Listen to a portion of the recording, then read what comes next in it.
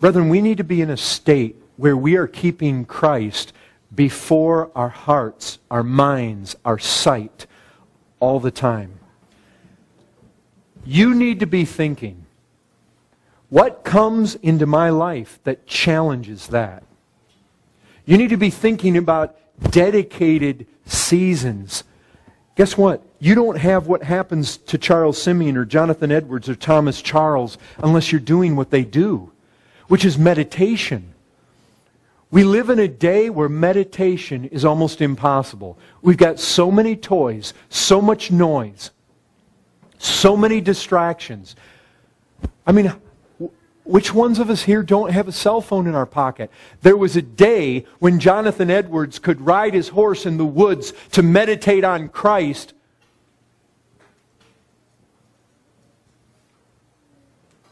And the phone wouldn't ring. It's not a positive thing that you have a cell phone and you can be reached at any time. And that no matter when somebody calls you, you answer.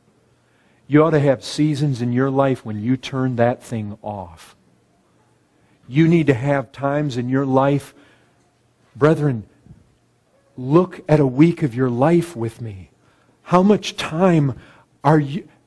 Which ones of you are taking an hour where you say, I'm going to go for a walk and I am going to seek to meditate on the first 4 verses of Hebrews. And I want to chew on those and I want to begin to ask questions and I want to be able to compare Scripture with Scripture in my mind and I want to think on Christ and I want to think on His person and I want to think what that means. Brethren, when you become filled with a joy that is unspeakable and full of glory over the glories of Christ, that's where health comes from, right? The joy of the Lord is what? It's your strength. Don't tell me that people that become unable to speak because of an exhilarating glory of Christ, and then the only words that can come out amid tears and deep heart movement of the truth of the reality of the person of Christ. And all I can say is glory, glory. People like that, they don't go out and let sin and weight cling to them. They don't go out and have to be told to obey those that have leadership or attend meetings or be fruitful in their life, or to be careful lest they fall away. People are not headed back to the old country when they've experienced Christ like that. But listen, this book of Hebrews makes it abundantly clear. You live lives like this and you win this race by things you do. That's the reality. Work out your salvation with fear and trembling. Brethren, people fall out of this race all the time. They fall out all the time. Don't fall out. There are strong encouragements to hold fast, brethren.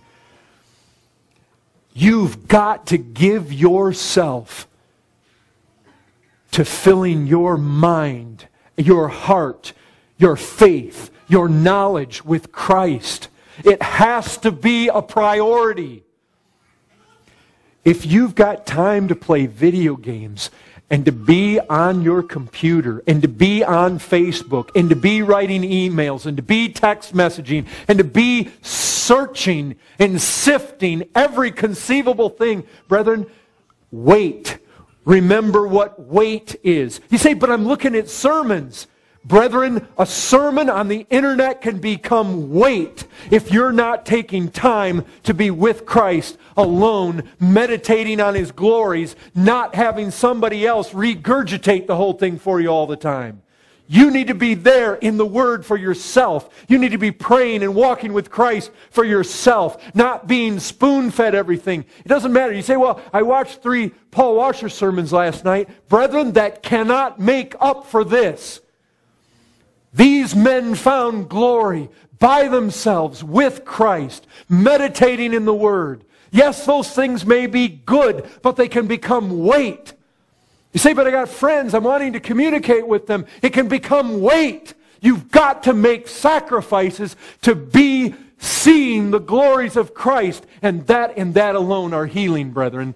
There is no other healing mechanism in the Christian life but Christ, and intimacy and glory and beholding and laying hold and being swept away and filled with joy. There is no substitute at all. Brethren, this is the heart and soul of this book of Hebrews. A strong encouragement. Hold fast. And it's Him, brethren. It's Him, the hope we have. Doesn't it say? Jesus Christ, our hope. 1 Timothy 1:1. He is the hope. You have no hope outside of Him. And you need to hold fast. Holding fast doesn't mean letting go for all this stuff and weight in your life. And it clings so easily. And all you have to do is not make an effort, and you'll just drift. It's a fight, brethren. God help us.